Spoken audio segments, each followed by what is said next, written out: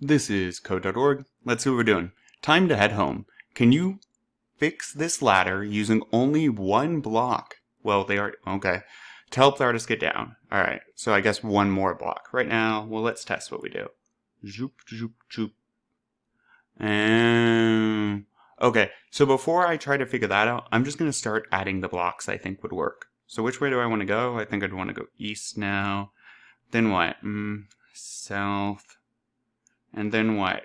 South, then west again. And then what? South. And that should get me, yeah. Then east.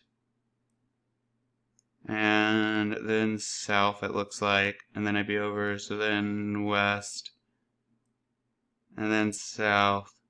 Well, that's way too much code. Notice now I have 13 blocks and I'm only supposed to use 6.